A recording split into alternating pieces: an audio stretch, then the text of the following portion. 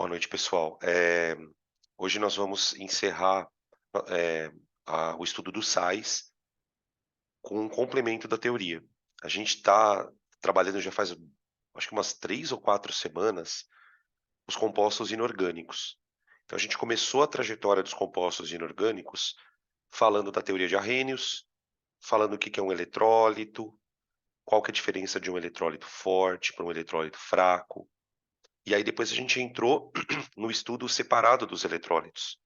A gente ficou umas 2 aulas trabalhando ácidos, nomenclatura, estrutura, ionização, tá?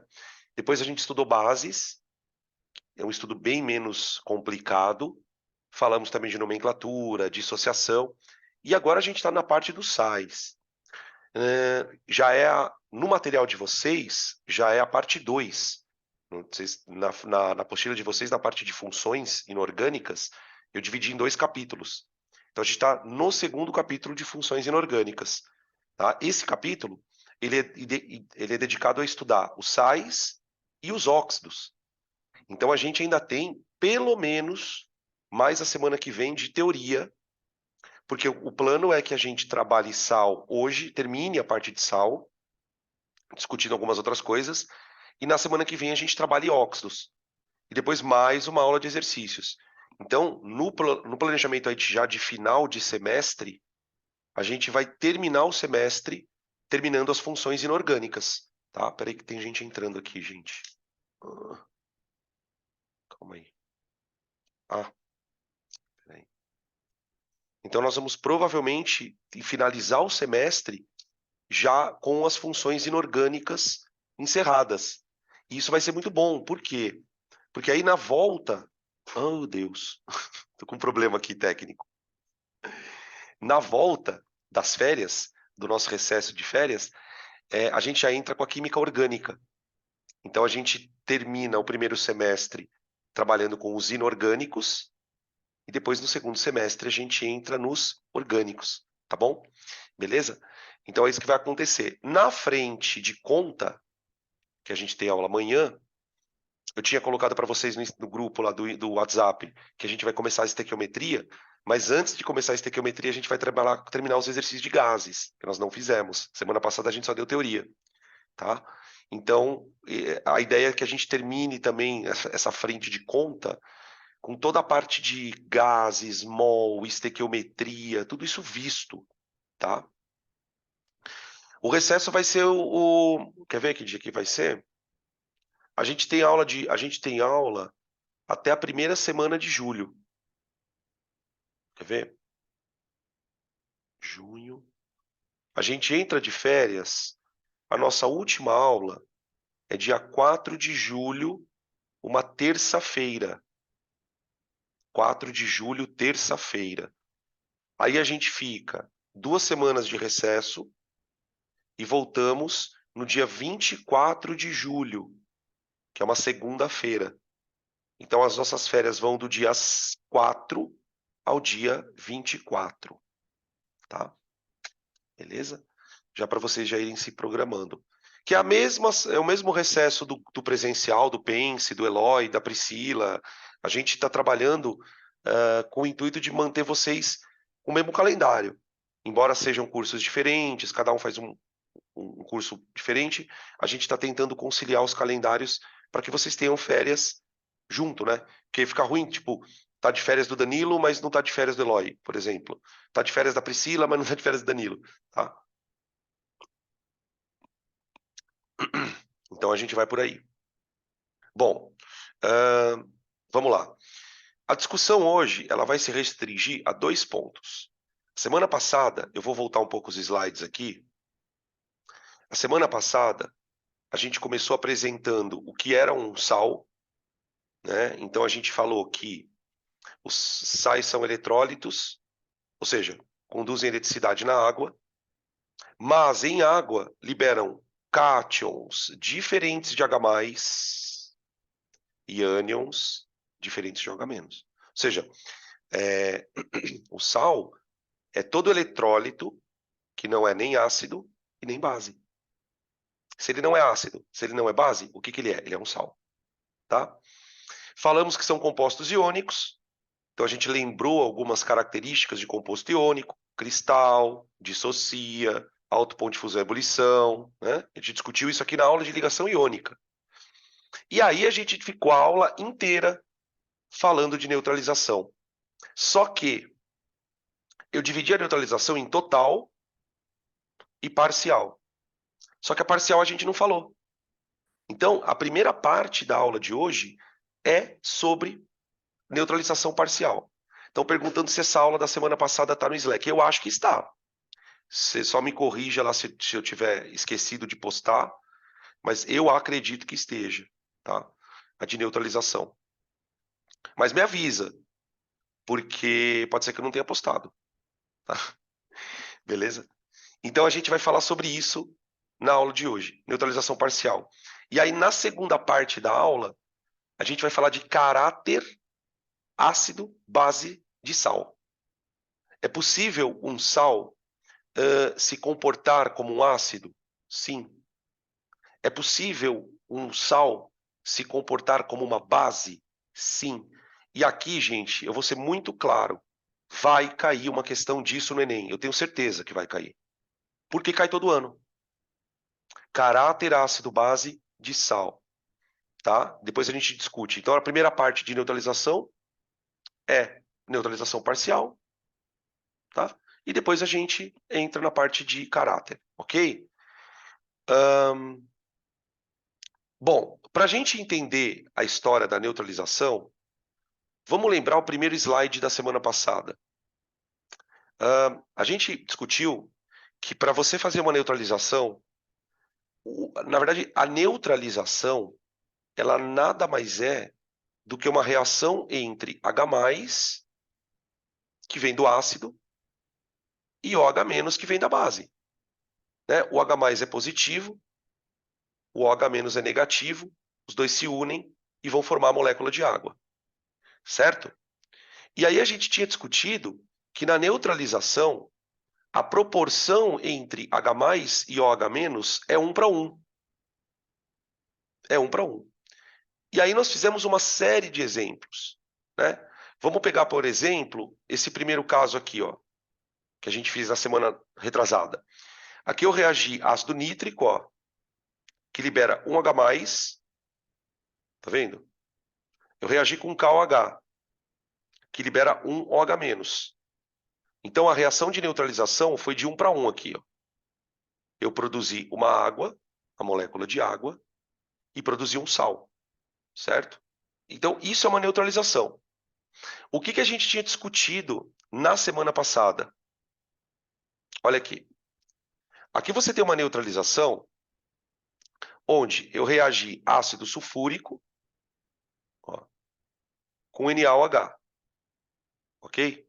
Só que, nesse caso, o que a gente fez na semana passada? A gente balanceou a reação com o objetivo de fazer o número de OHs, que vem da base, aqui, ó, o número de OHs ser igual ao número de H+, para produzir, então, a água, ok? E aí, o que eu fiz? Ó, eu produzi 2 águas e o sal. Então, muitas vezes, a gente, na hora de fazer o balanceamento, a gente acerta o que nós chamamos, né, de coeficiente, ó. Coeficiente, tá? Qual é o objetivo de fazer esse acerto de coeficientes? É garantir que todos os hidrogênios tenham um OH para se ligar. Ah, então se o meu ácido libera 2 H+, eu tenho que ter 2 OH-. Tá? Isso é o que a gente chama de neutralização total. Total. Por que ela se chama total? Porque todos os hidrogênios vão encontrar um OH. Todos os hidrogênios vão encontrar um OH. Tudo bem? Aqui tem outros exemplos, tá, gente? Eu estou passando um pouquinho rápido esses slides, porque é meio que um repeteco da semana passada. Tá? Para a gente poder entender o que está acontecendo. Aqui, por exemplo, ó, deixa eu pegar aqui um outro caso. Ai, perdão. Aqui, ó. Olha esse caso aqui, ó. Nesse caso aqui, a reação entre hidróxido de ferro e ácido clorídrico, ela é na proporção de 1:3. Uma partícula de base, só que a base, ó, uma partícula de base reage com uma partícula de, com 3 partículas, perdão, de ácido, tá? Justamente por quê? Para que eu consiga reagir todos os OH-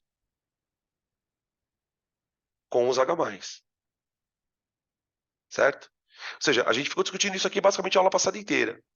Aí falamos de nomenclatura do sal, aplicamos a regrinha de nomenclatura de sal, tá? Beleza? O que que a gente vai fazer hoje? A gente vai neutralizar. Só que agora a história é outra. Então, a partir de agora começa a aula. Nós vamos falar de neutralização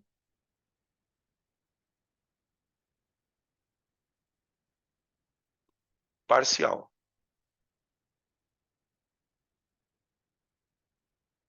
tá? O que que uma neutralização parcial tem de diferente? Nessa reação,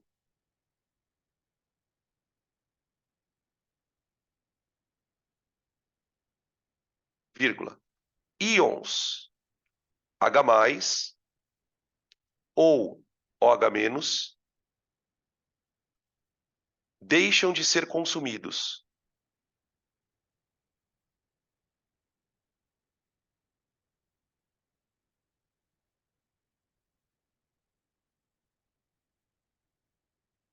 tá?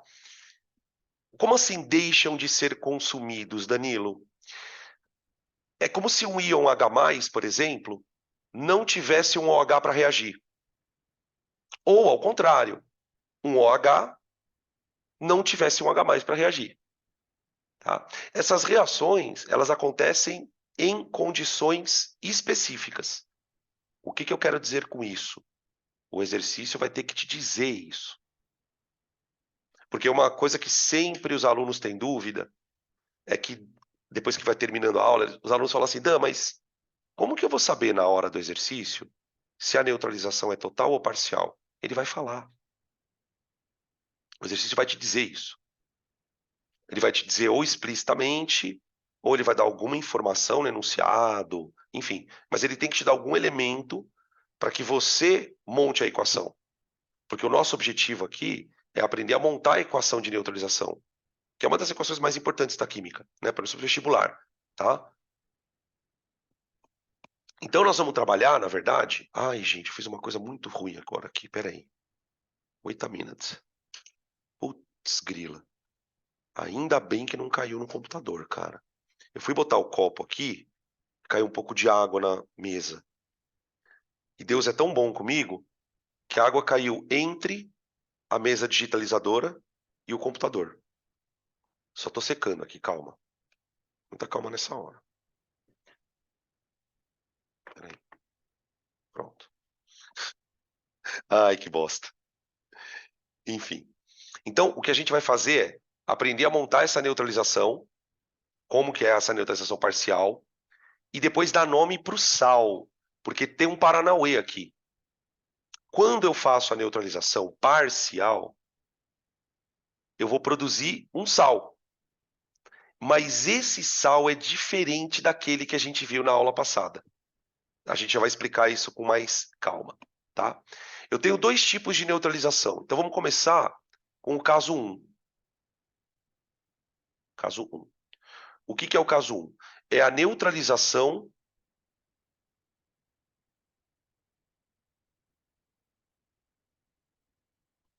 parcial do ácido.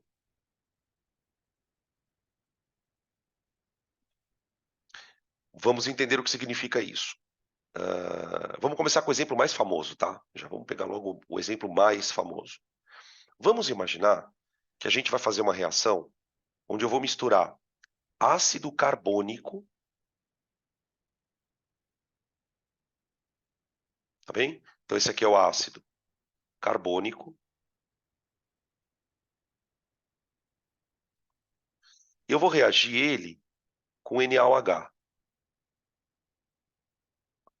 que é o hidróxido de sódio.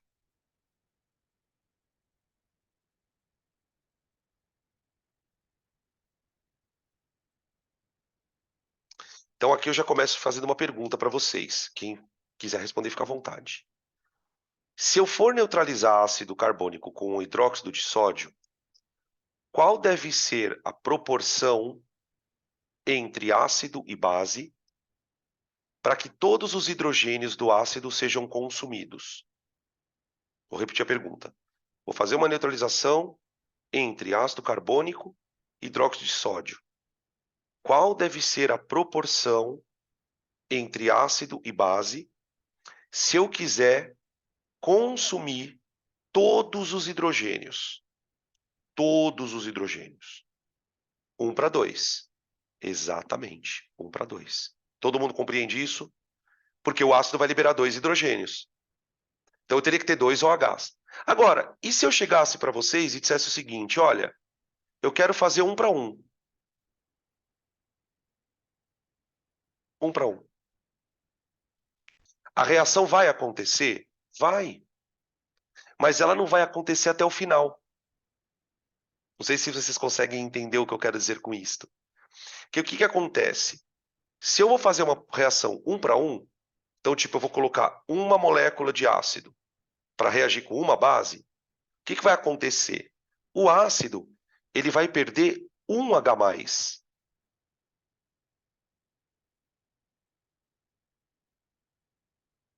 Só um. Por quê? Porque a base só tem um OH-.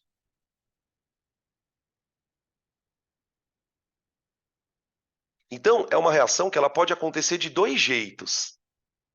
Se você coloca 1 para 2, a reação é total. Que aí todos os hidrogênios vão encontrar o OH.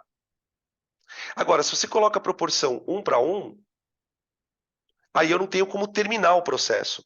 Então, quando a gente fala que ela é uma neutralização parcial, é como se a reação não tivesse terminado. Você não conseguiu consumir todos os hidrogênios. Mas, mesmo assim, a reação vai acontecer. Ela vai acontecer. E como que vai funcionar o negócio? Vamos lá. Ó, eu vou formar uma água.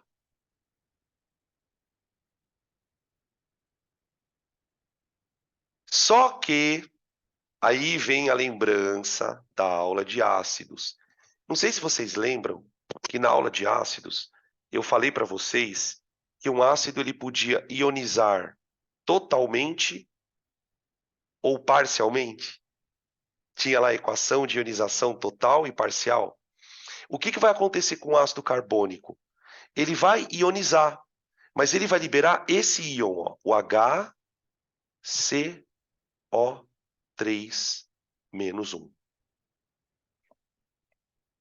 HCO3-1. Tá? E a base vai liberar o Na+. O Na+. Então, o que vai acontecer aqui? O íon HCO3 vai juntar com o Na e vai formar um sal.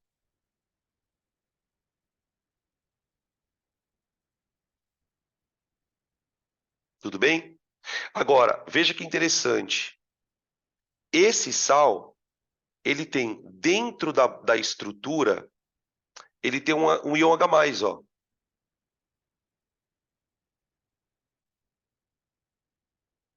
Esse tipo de sal, que tem um hidrogênio na estrutura, é um sal que foi produzido por uma neutralização parcial de ácido. Então, ficou um hidrogênio do ácido preso no sal. Esse tipo de sal, gente, ele tem um nome. Opa. A gente chama na química esse tipo de sal, vou colocar aqui, ó, produz hidrogenossais. Hidrogenossais.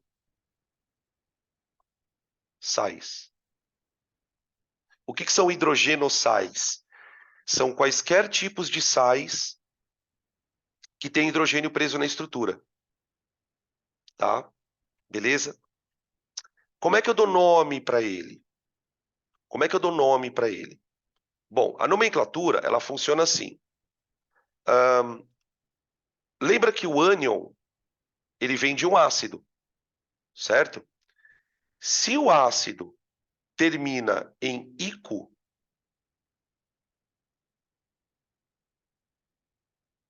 o ânion vai terminar em ato. Agora vamos ver se vocês lembram. Vamos lá. Aí tem que lembrar. Qual é o nome do íon CO3? Qual é o nome do íon CO3? CO3. Esse aqui, ó.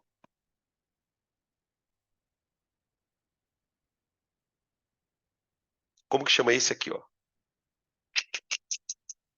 Ele é o íon do ácido carbônico, né? Isso. Ele chama carbonato? Ele chama carbonato. Então, sabe o que que eu vou fazer? Como eu sei que esse íon aqui é o carbonato, e o meu sal ele tem um hidrogênio na fórmula, eu vou chamar isso aqui de hidrogeno carbonato. Peraí, deixa eu colocar mais pro lado que a palavra é tão grande que eu não consigo escrever aqui. Ó, vai ser hidrogeno carbonato. Quer dizer, você usa a mesma regra de nomenclatura dos outros sais, só que você vai acrescentar a palavra hidrogeno na estrutura, no nome. E aí, D, sódio. Sódio. Esse é o sal hidrogeno carbonato de sódio, tá? Aqui um parênteses importante. Existe uma nomenclatura usual.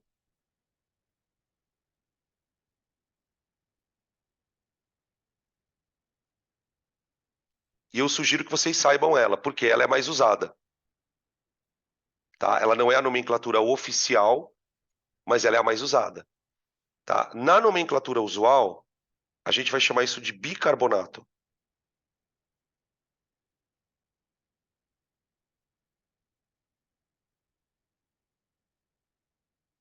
Tá?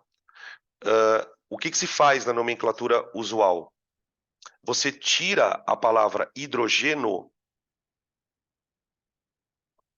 e põe bi. Né? O que para muita gente, causa confusão. Porque a pessoa pensa em bi, ela fala, ué, mas cadê o outro carbonato? A pessoa pensa que são dois carbonatos, porque é bi de dois. Não tem nada a ver. Tá? Esse bi é simplesmente uma forma de você trocar uma palavra chata por uma melhor. Tá? Então, isso vai acontecer não só com o carbonato. Você pode ter bisulfato, bifosfato, tá? Depois eu vou colocar um outro exemplo aqui para a gente poder fazer um contraponto, pra vocês não acharem que é só o carbonato, tá? Beleza? Então, o que que eu tenho aqui? Eu tenho uma neutralização parcial de ácido, né? Por que que ela chama neutralização parcial de ácido? Porque sobrou hidrogênio no sal.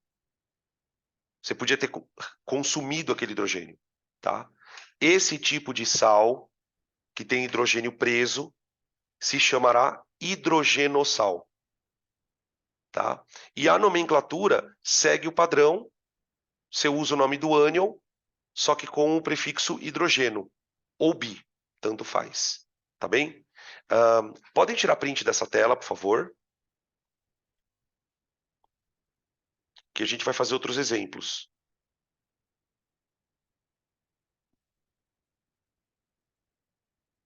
Beleza?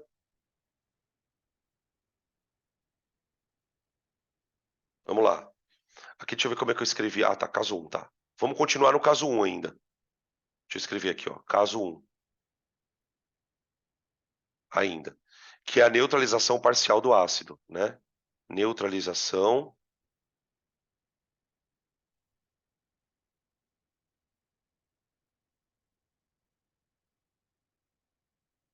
do ácido, tá? Volto, peraí. Aqui. Pode tirar.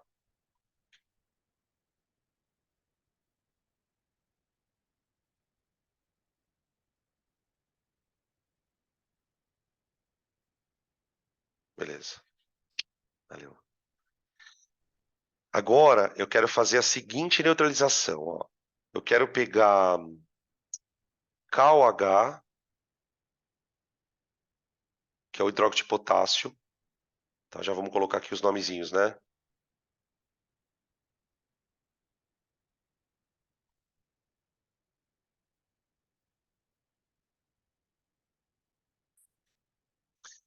E vou reagir isso aqui com H2SO4. Sulfúrico, né? O sulfúrico. Então, ácido sulfúrico. Olha lá, gente. Se eu fosse fazer uma total, seria 2 para 1. Conseguem perceber isso? Para neutralização total, seria 2 para 1. Só que eu não vou fazer a total. Eu quero fazer parcial. Então, eu vou escolher a proporção 1 para 1. 1 para 1. Tá? Tranquilo? Então, de novo, olha lá. A base vai liberar um OH- e o ácido vai liberar um H+. Então, eu vou formar uma água. Ok? Formei uma água. Mas, agora vem a estrutura do sal. Gente, o hidróxido de potássio, ele dissocia e libera o potássio, K+1. O ácido sulfúrico, se ele perdesse os 2 hidrogênios, ele liberaria sulfato. Só que o ânion que ele vai liberar é o HSO4, 1-. Né? Lembra, na aula de ácidos, que cada hidrogênio que sai da molécula, ele deixa uma carga negativa. Perdeu o hidrogênio, deixa uma negativa. Perdeu o hidrogênio, deixa uma negativa. Tá? Então eu vou formar o sal KHSO4. Pronto. Esse é o sal. Lembrando que as cargas sempre tem que dar zero, né? Tá? E aí o nome desse sal seria, vamos lá, hidrogenosulfato. Aqui você pode colocar um hífen ou colocar 2 S's. Se você quiser juntar as palavras, né? E fica hidrogenosulfato com 2 S's de potássio. Tá? Pela nomenclatura usual, bisulfato de, ou do não, né? De potássio. Tá bem? É tranquilo, tranquilo. Tá? De novo, produzimos um hidrogênio sal. Tá bom? Podem tirar print.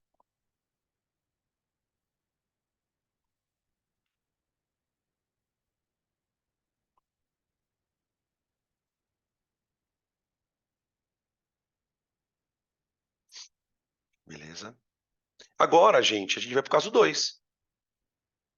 No caso 1, sobrava hidrogênio, né? Sobrava hidrogênio. O que pode sobrar? OH. Eu posso ter uma neutralização parcial da base. Ok? Então, como a gente fez 2 exemplos para o ácido, vamos fazer 2 exemplos para a base, tá bom? Então, ó, caso 2. Vamos trocar aqui a tela, peraí. Caso 2. 2. Parcial da base.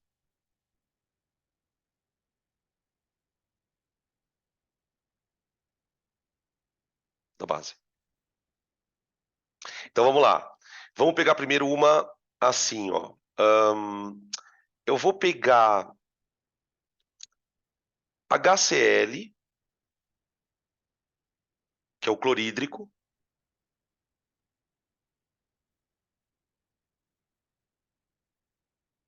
e vou reagir com CaOH2. Olha lá. Agora, eu tenho mais íons OH da base, né? Do que íons H+, do ácido, né? Então, aqui eu tenho hidróxido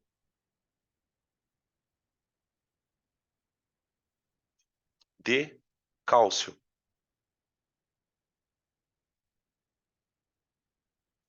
Tá.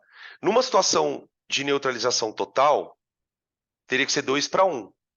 O ácido precisaria de 2H+, para reagir com a base. Então, o que vai acontecer aqui?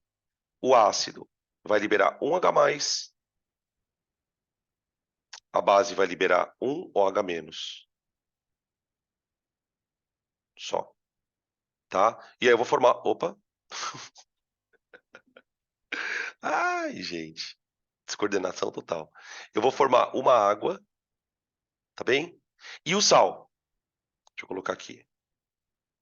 Ó, o HCl vai liberar o Cl-, que é o cloreto. Cloreto. Olha a terminação do ácido. O ácido termina em hídrico. Hídrico. Então o ânion é cloreto. Tá? Agora, gente, olha o que vai acontecer com a base. A base, ela vai perder um OH. Agora, deixa eu perguntar uma coisa para vocês aqui. Vê se vocês lembram isso para mim. Qual que é a carga do cálcio, gente, nessa base?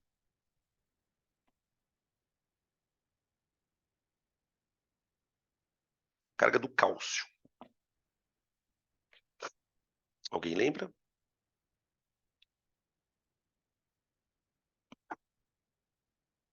O cálcio é metal alcalino terroso.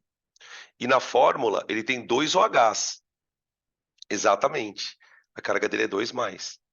E qual é a carga do OH? O OH não é menos? Então, gente, na hora que a base perder o OH, o que vai sobrar da base? CaOH. Opa, peraí.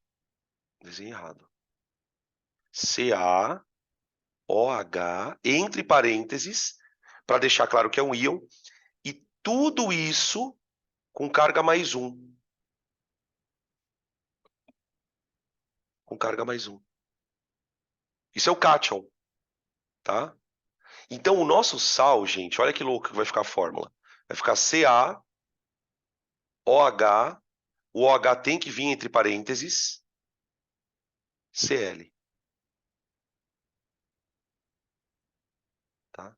Esse tipo de sal também tem nome. Tá vendo que sobrou um OH na base? Da base? Sobrou um OH. E pelo fato de ter um OH sobrando ali, a gente vai chamar esse sal, vamos escrever aqui, ó, produz hidroxissais. Hidroxissais. Percebam a diferença na terminologia. Quando sobra hidrogênio, eu chamo de hidrogenossal. Quando sobra OH, eu chamo de hidroxissal. Os hidroxissais, gente, eles são muito mais raros no nosso dia a dia. Eu vou citar um exemplo de um hidroxissal muito famoso que tem no nosso dente. No nosso dente tem um mineral chamado hidroxiapatita. Hidroxiapatita. A estrutura da hidroxiapatita tem OH na fórmula. Tá? Depois a gente vai acabar falando dela em outro momento, no exercício que tem lá no final do ano, mas se você quiser depois procurar na internet, depois você procura hidroxiapatita. Ele é um mineral que forma, digamos assim, a composição do nosso esmalte do dente. Não sei se vocês já ouviram falar que os nossos dentes eles têm um esmalte por cima, é como se fosse uma película que protege o osso em si. Esse esmalte é chamado de hidroxiapatita, tá? E olha que interessante, né? É, esse tipo de sal, ele reage com H+. Ele reage com H+, porque ele tem um OH na estrutura. E é por isso que a gente deve evitar comer alimentos muito ácidos. Você já deve ter ouvido falar, por exemplo, que Coca-Cola estraga os dentes, né? Comer muito doce estraga o dente, porque esses alimentos, eles estimulam a nossa saliva a ficar ácida. A Coca-Cola ela tem ácido por natureza, né? Ela é um alimento extremamente ácido. O chocolate também é um alimento extremamente ácido, né? As pessoas não imaginam porque o chocolate ele vem muito doce, mas o chocolate tem muito ácido. Então, conforme você vai se alimentando com esses alimentos, o teu dente ele vai entrando em contato com substâncias muito ácidas. Isso vai danificando o esmalte do dente, ele vai corroendo mesmo, né? E as pastas de dente, olha que interessante, os cremes dentais, né? Eles são alcalinos. Se você pegar, por exemplo, pega um frasco de pasta de dente que você tem na sua casa lá e procura atrás a composição, você vai ver que o pH da pasta de dente é alcalino, justamente para neutralizar a boca, né? A gente acaba se alimentando durante o dia, esses alimentos ácidos ficam ali deteriorando o esmalte, e esse esmalte, quando ele vai corroendo, ele vai criando regiões onde as bactérias vão se depositando, que é a formação da cárie, basicamente, né? A cárie é um biofilme composto de bactérias que vão colonizando esses buraquinhos que o dente vai formando por conta da corrosão. Ela vai corroendo esse esmalte, vai deixando o dente meio poroso, tá bem? É isso, enfim. Ah, e o nome do sal, né? Dá o nome do sal. Aqui você vai falar o seguinte: você vai chamar o sal de hidroxi. Você vai usar a palavra hidroxi, cloreto. Então você usa primeiro o H, cloro, né, o cloreto, de cálcio. Pronto. Tá aí. Hidroxicloreto de cálcio, tá? Então vai aparecer hidroxicloreto de cálcio, hidroxisulfato de não sei o quê, sempre com um Hzinho ali no meio, tá? Tranquilo? Podem tirar print desse casítio, por favor. E vamos para um outro exemplo. Vou colocar um outro exemplo, tá? Para a gente ficar com 2 de cada caso.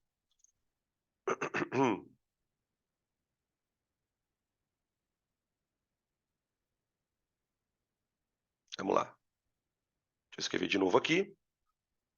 Caso 2, parcial da base. Agora eu vou fazer um negócio bem legal, quer ver? Vamos dificultar um pouquinho. Eu vou pegar HNO3, que é o ácido nítrico.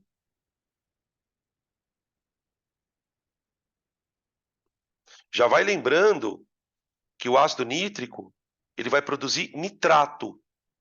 Quando ele ionizar, ele vai perder o hidrogênio, ele vai liberar NO3, né? É o nitrato. Nitrato, nitrato. Só que eu vou reagir com esta basesite aqui, ó.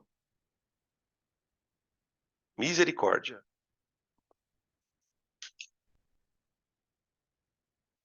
Ô, gente, aqui eu poderia fazer 2 tipos de parcial.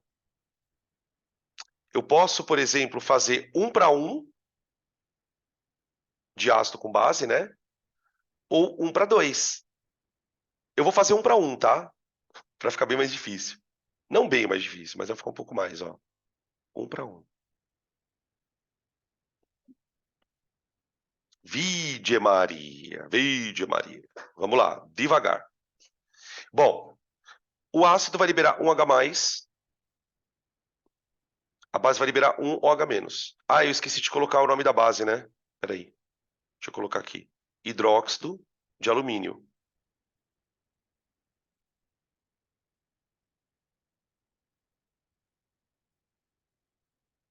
Tá?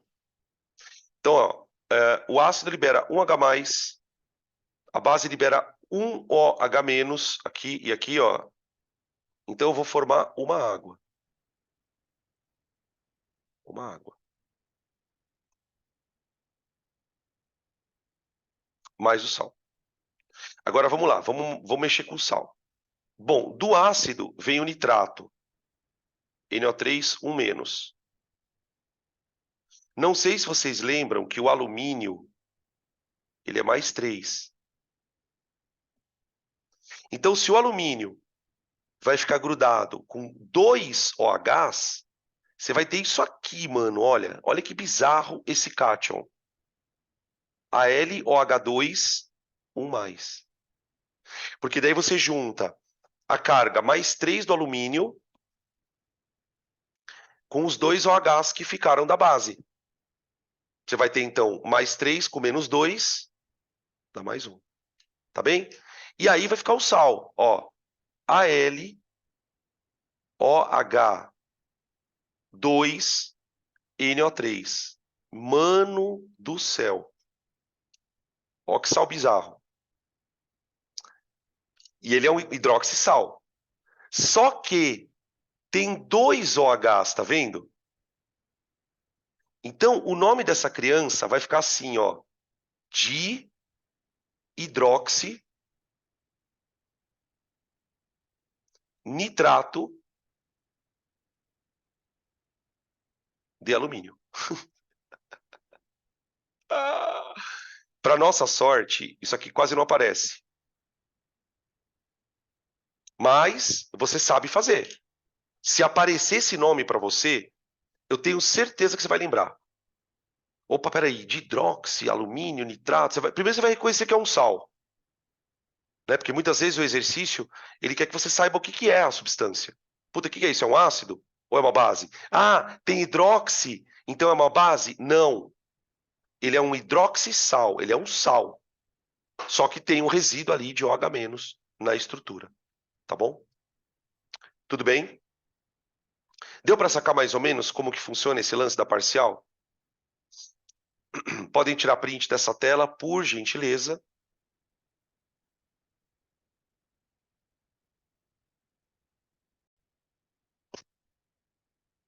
Bom, agora a gente vai para o segundo momento, onde nós vamos discutir uma outra questão relacionada a sais. E aqui eu já preciso fazer um lembrete para quem está assistindo essa aula, vocês que estão ao vivo aqui, para quem for assistir gravada, que é o seguinte, gente, o que eu vou falar aqui não tem nada a ver com a primeira parte da aula. Uma coisa é você discutir se o sal tem hidrogênio ou OH. Se ele é um hidrogeno-sal, se ele é um hidroxissal. Outra coisa é discutir como um sal se comporta na água.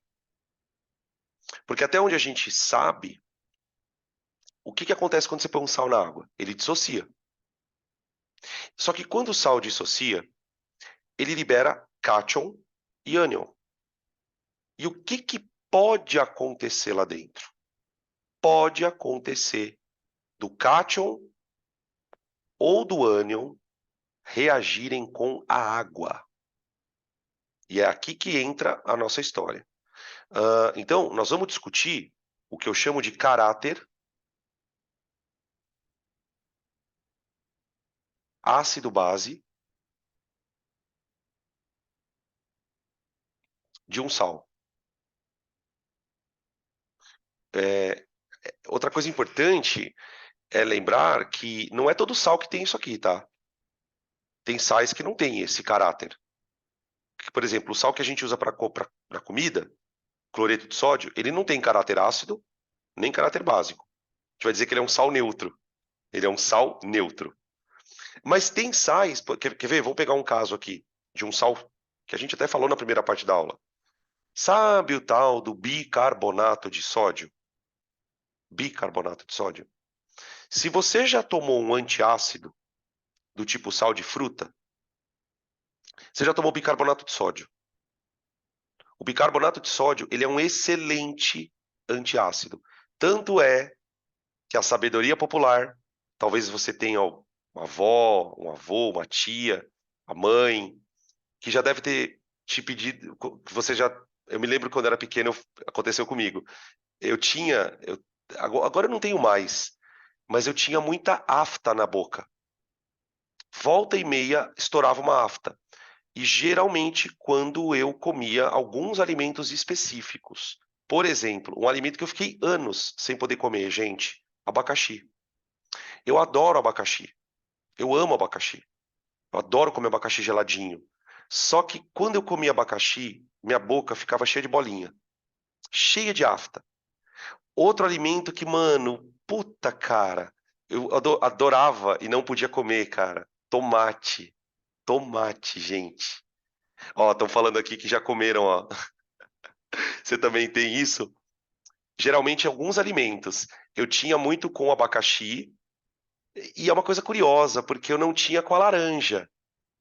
A laranja é um alimento bem ácido também. Não é porque ela é doce que ela deixa de ser ácida. Você também tem com laranja? Estão falando aqui que tem com laranja. São ossos do ofício. São problemas de língua. É uma sensibilidade. Aí o que minha mãe fazia? Eu me lembro, cara, como se fosse hoje. Eu fui me queixar da afta para ela. Ela falou: vem cá que eu vou passar uma coisa na sua língua. Aí ela pegou o bicarbonato, ela guardava bicarbonato de sódio na geladeira. Ela pegou o bicarbonato, pôs no dedo e colocou na minha língua. Na bolinha, bem na bolinha. Gente, passou na hora a dor. Você sente a neutralização, cara. É muito legal. Então, o bicarbonato, ele é usado em desodorante, o bicarbonato. Se você tiver com crise de afta, o que você pode fazer? Põe um pouco de bicarbonato na água, mexe, coloca na boca e bochecha ele assim, ó, e cospe. Você neutraliza. Inclusive, tá, gente? Isso é uma recomendação para você fazer uma vez por dia. Se você, mesmo que as pessoas escovam os dentes regularmente, ok, mas durante o dia é bom fazer isso uma vez. Você dá uma desacidificada na saliva. Porque lembra que eu falei na primeira parte da aula que a saliva ácida, ela pode causar corrosão do esmalte? Então você neutralizando a saliva, você diminui essa possibilidade de você ter as cáries, enfim, tá? Então é sobre isso, tá? São sais que podem alcalinizar a água, o bicarbonato de sódio é um caso, e sais que podem acidificar a água. É um comportamento também possível para um sal. E você joga ele na água, ele acidifica a água. Então, é importante que a gente guarde uma questão aqui que é, toda vez que isso acontece, é porque o sal está reagindo com água. Então, se o sal reage com a água, ele pode dar origem a um ambiente ácido ou a um ambiente alcalino. Outra coisa que eu preciso contar para vocês, esse assunto ele vai ser visto 2 vezes durante esse ano. Tamanha a importância dele. Uma aqui e outra no final do ano. Por que eu estou contando isso? Porque nós não vamos aprofundar o que precisa agora. Eu vou te contar uma coisa e alguns porquês eu não vou entrar nessa discussão. Mesmo que vocês façam uma pergunta. Provavelmente pode ser que venha uma outra pergunta e assim, não fiquem chateados se eu falar, olha, eu não vou falar sobre isso agora. Porque esse assunto ele tem 2 níveis de profundidade. Ele tem um nível mais superficial e tem um nível um pouquinho mais delicado, tá bem? Então, eu vou contar, digamos assim, metade da história hoje. Tá? Então, o que a gente vai fazer hoje, na verdade, é tentar perceber esse comportamento, tá? E ver se a gente consegue sair daqui com um padrão. Porque no final das contas, gente, a pergunta que não quer calar é a seguinte: como é que eu vou saber se um sal tem caráter ácido ou básico? É isso que vão te perguntar. Eles vão te dar uma lista de sais, eles vão te dar uma situação, vão pedir para você escolher um sal. Quer ver um exemplo? Eu vou citar aqui algumas frases que você já ouviu de um certo professor de geografia.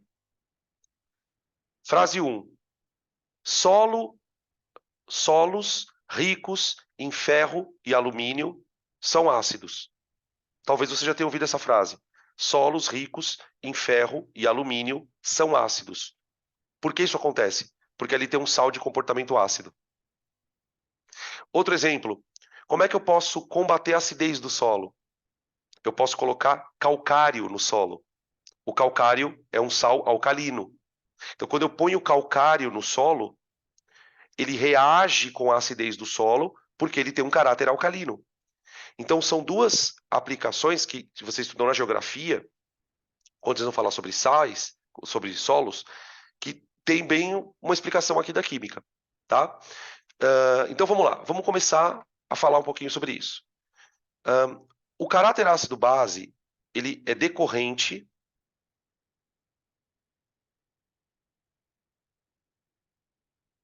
de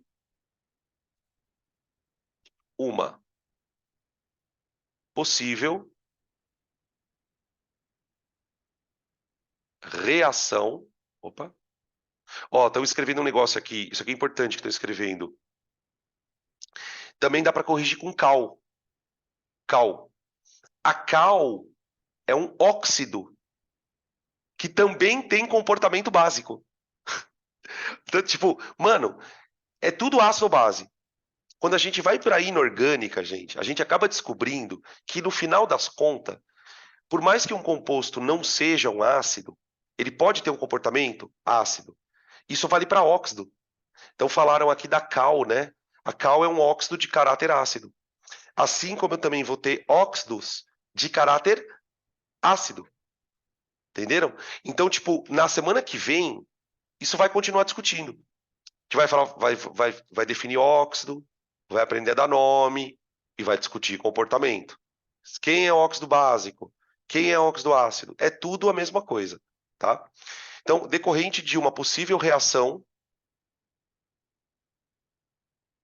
entre os íons do sal, opa, perdão, entre os íons do sal e moléculas de água.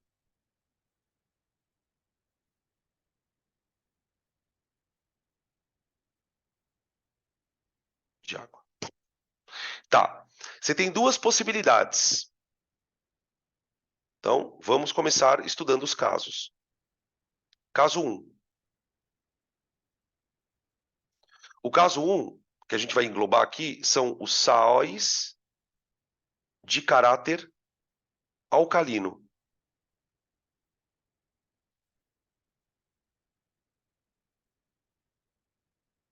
Sais de caráter alcalino. Tá? O exemplo mais importante é o bicarbonato de sódio. E também vamos colocar o calcário, o KO3. Isso aqui é o que eu chamo de calcário. Calcário. Tá bem? Então, eu vou usar como exemplo, para ilustrar, o bicarbonato de sódio, que é o caso mais comum. Tá bom? Tá. O que, que acontece nesse processo? Esse processo, a gente vai depois discutir ele, quando eu falei para vocês, né, que a gente vai discutir isso numa outra profundidade, a gente vai aprender que esse processo se chama hidrólise. O sal ele reage com a água e essa reação ela vai se chamar hidrólise. Então, ela é uma reação chamada de hidrólise alcalina.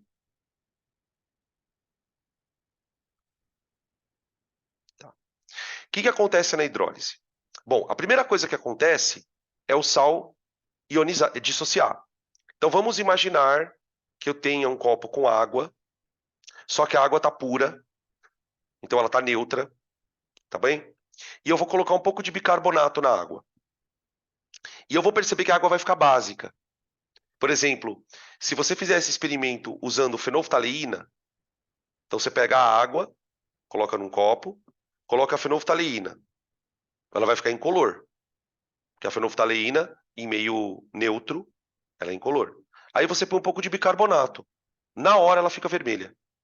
Você põe o bicarbonato na água, ela mistura, misturou, ela fica vermelha, porque o meio fica alcalino. Tá, o que que acontece? Na primeira etapa, o sal dissocia. Então vamos pegar um sal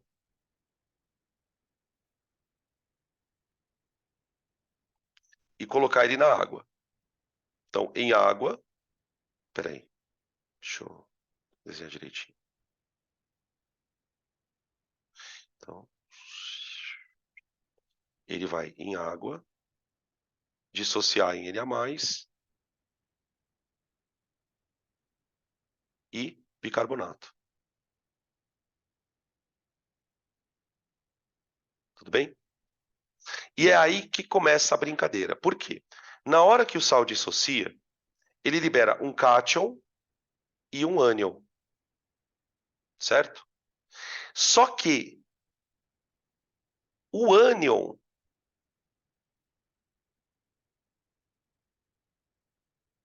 ele é um ânion especial.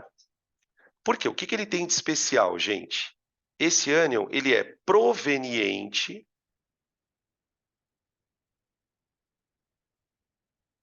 de um ácido fraco. Então, muita calma nesta hora. Aqui está o ponto crítico da aula. O cátion é o sódio e o ânion é o bicarbonato. O bicarbonato é um ânion proveniente. Tudo bem a palavra proveniente, que vem de, né? Que vem de, que é originado de. Esse ânion, ele é proveniente de um ácido fraco. Aí você fala assim, tá, Danilo, mas e daí? Ô, gente, o que um ácido fraco detesta fazer na vida?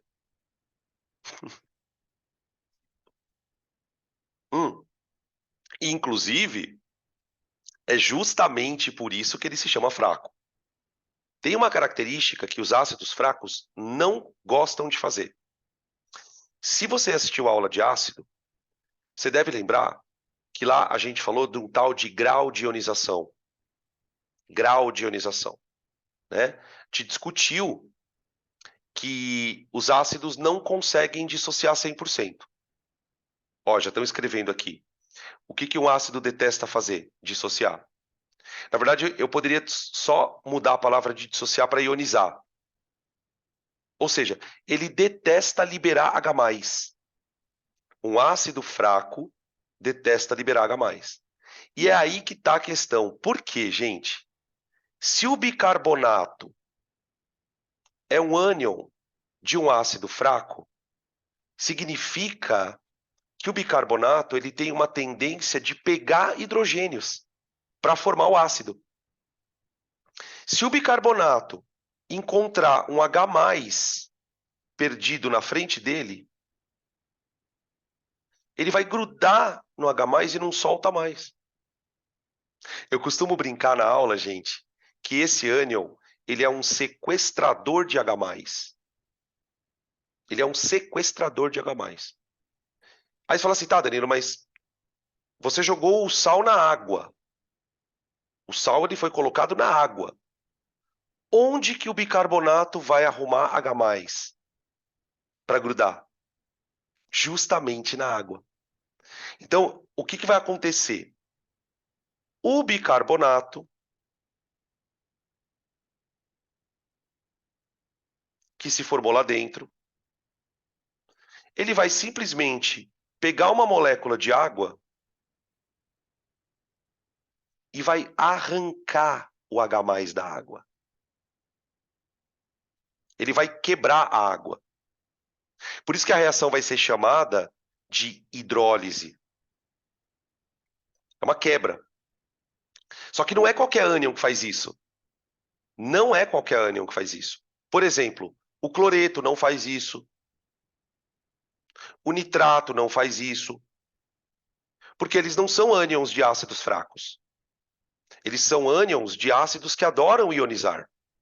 O ânion, para ele conseguir arrancar esse hidrogênio, ele tem que formar um ácido que não ioniza.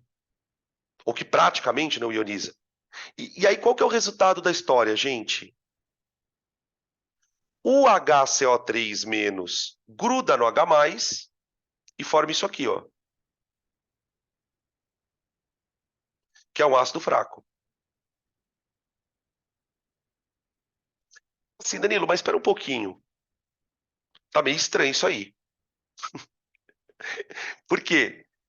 Você falou que é uma hidrólise alcalina. Você está falando para mim que o sal tem caráter básico. E você está dizendo que ele produziu um ácido? É exatamente isso que está acontecendo. Porque agora é que vem o Paranauê. Por quê? Quando o íon quebra a água, ele gera um ácido que não ioniza, então ele não vai liberar H+, que o ácido é fraco, e ainda de quebra, gente, ele libera OH-. Olha que bizarro. Quer dizer, eu produzi íons OH- só porque eu joguei um sal lá dentro. Vou ler a frase aqui. Misericórdia. Mas é muito louco, velho. Só que é o que eu falei para vocês, tá? Não é qualquer ânion que faz isso. O ânion ele tem que ter uma característica de grudar no hidrogênio. Então, como eu disse, quais são os ânions muito famosos? O bicarbonato, o cianeto. Quando a gente for discutir esse assunto numa outra passagem, eu vou falar sobre isso de novo. Então, ó, aqui tem um feedback. É importante saber quem são os ácidos fortes e fracos? Sim, sim. Para você conseguir saber se isso acontece ou não, você precisa saber quem são os ânions. Eu vou dar outro exemplo depois, tá?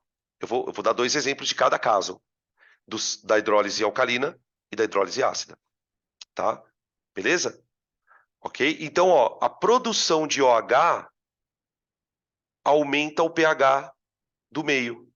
Aumenta o pH do meio.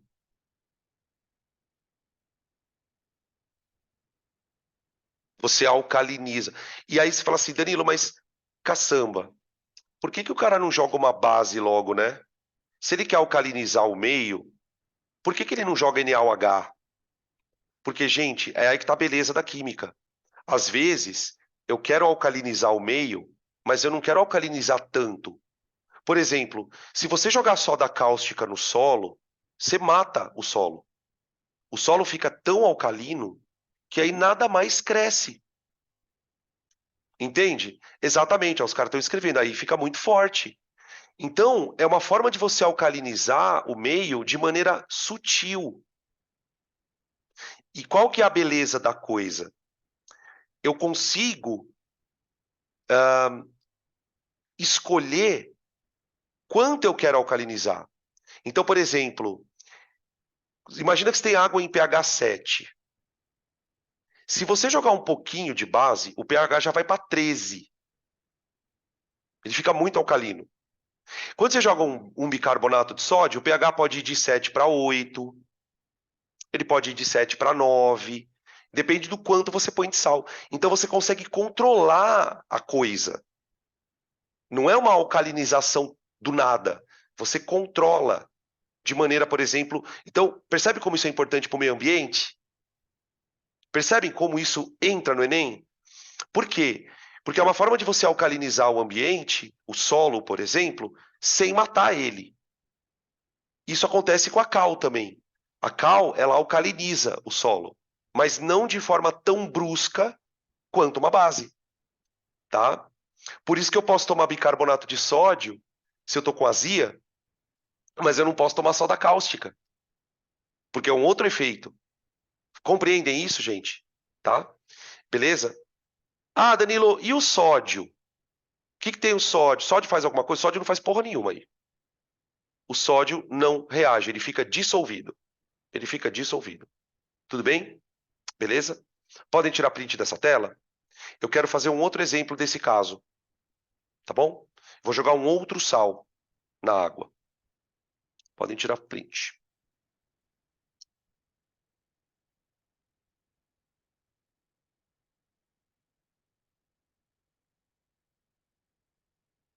Beleza. Caso 1 ainda.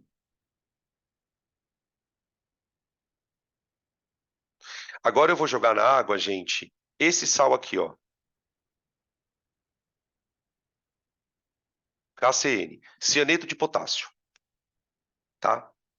O cianeto, ele é um íon bem famoso também nessa discussão, porque ele é um ânion de um ácido fraco. Então eu vou lá, ponho sal na água. Então, H2O, dando potássio dissolvido mais cianeto. Dissociação. Opa. O cianeto, ele é um ânion proveniente do HCN, que é um ácido fraco. Tá? Aqui um parênteses. Vale a pena decorar uma lista de ácidos fortes e fracos? Não. Não. Como é que você vai decorar? Fazendo exercício. Não crie a ilusão de que você vai decorar por lista. Não vai. Você vai decorar de tanto fazer exercício. Tipo, isso eu posso falar disso com conhecimento de causa, gente, porque isso aconteceu comigo. Enquanto eu achava que eu tinha que fazer lista de ácido, eu não decorava. O dia que eu sentei e fiz um monte de exercício, do nada começou a aparecer os nomes na minha cabeça. Tá? É mais produtivo. Bom, então quer dizer que o cianeto ele sequestra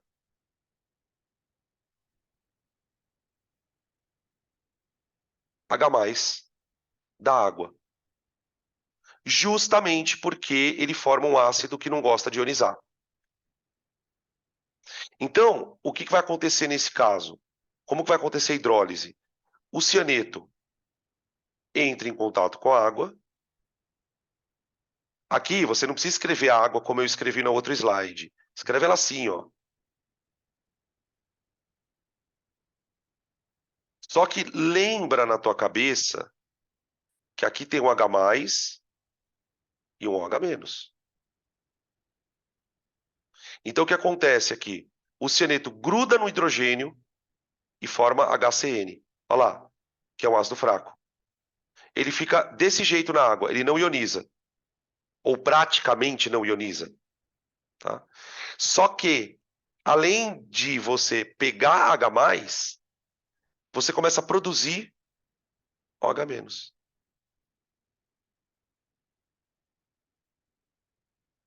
Você começa a produzir OH-.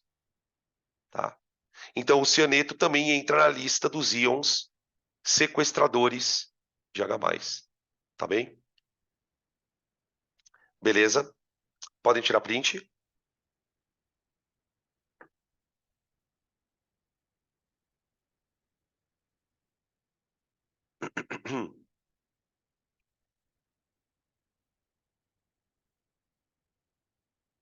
Opa, perdão. Agora eu vou para o caso 2.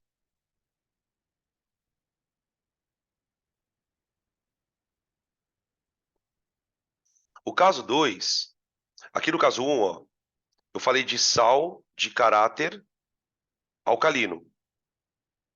Agora eu vou falar de sal de caráter ácido. Então vamos lá. Sais de caráter ácido.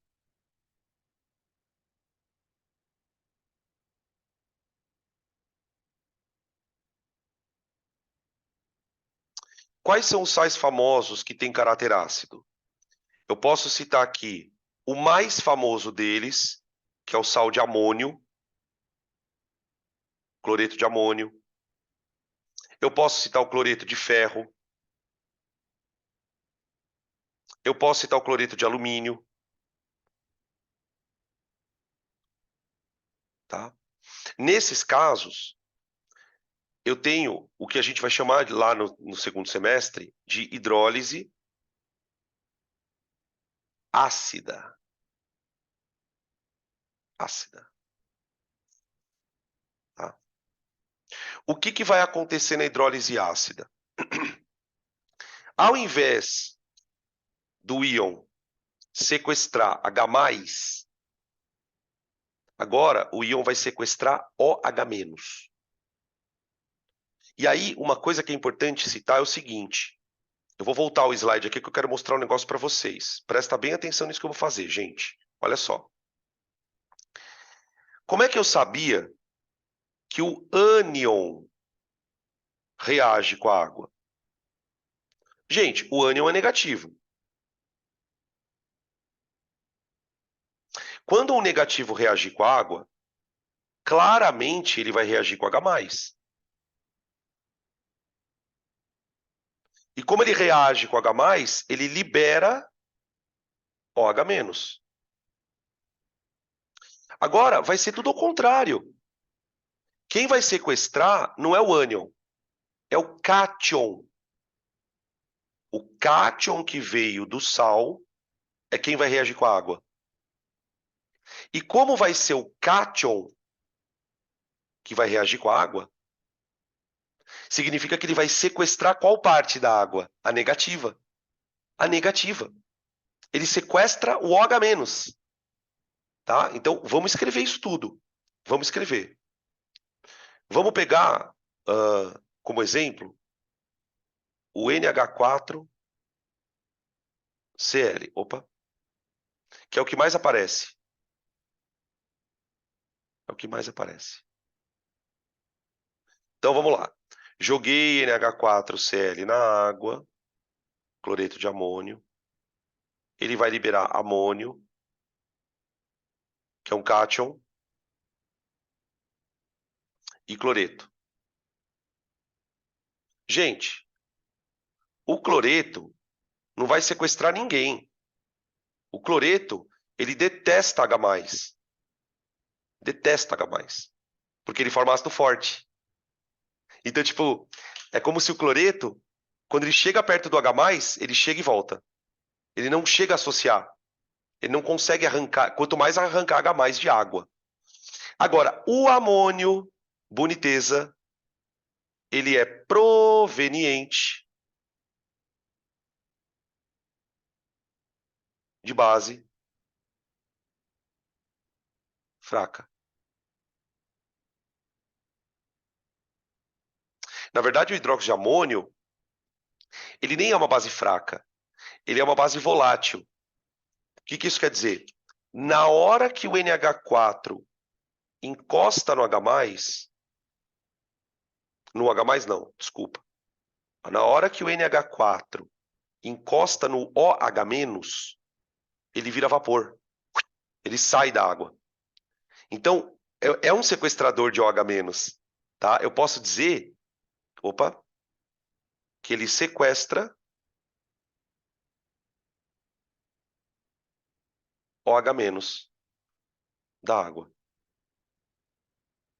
Mano, é muito doido isso. Então, como que vai ser a hidrólise? O amônio, bonitão, foi colocado na água. Aí ele encontra uma molécula de água. Lembrando que a água tem uma parte positiva e uma parte negativa. Claro que o amônio vai se afinizar com a parte negativa. Então, o que vai formar aqui? NH4OH. Ô, gente, olha o que eu vou escrever aqui, ó. Tá? Ela é volátil, essa base. Esse é o símbolo que a gente vai dar para volátil. Não é bem isso, mas vamos deixar assim para não dar merda. Tá? E aí, o fato é que ele gruda no OH e não solta mais. Não solta mais. Agora, o que ele deixa livre? O que ele produz? H+. E é esse H+ que diminui o pH da solução. O pH do meio.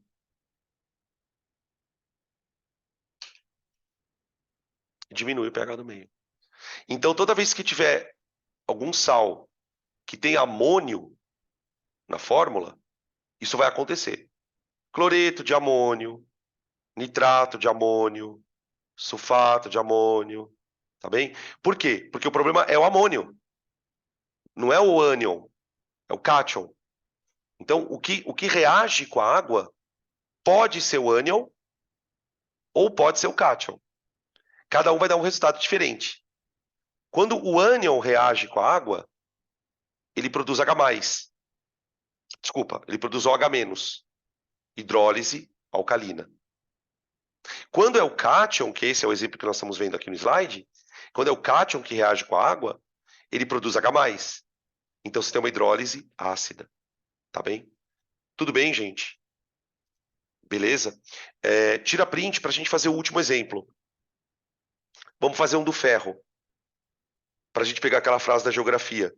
Solos ricos em ferro são ácidos. Solos ricos em alumínio são ácidos. Vamos entender por que isso acontece, tá? Podem tirar aí o print.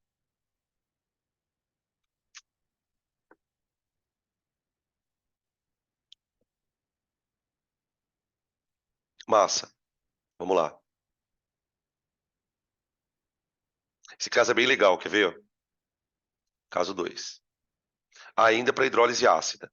Então, ó, eu vou pegar agora cloreto de ferro 3. Ferro tem carga 3. Presta atenção agora. Olha só, gente. Quando eu jogar o cloreto de ferro 3 na água, ele vai dissociar, ele vai formar Fe3+. Vocês estão percebendo todas as aulas de química inorgânica passando na tua frente? A gente aprendeu a dissociar sal, a gente já teve essa aula de dissociação. Então aqui é um momento em que vocês já têm que ter isso aqui meio que na cabeça. Ó, eu já sei fazer essa dissociação. Ó, esse tipo de processo, tá? Aí o que acontece? Aqui eu tenho o cátion proveniente de base fraca.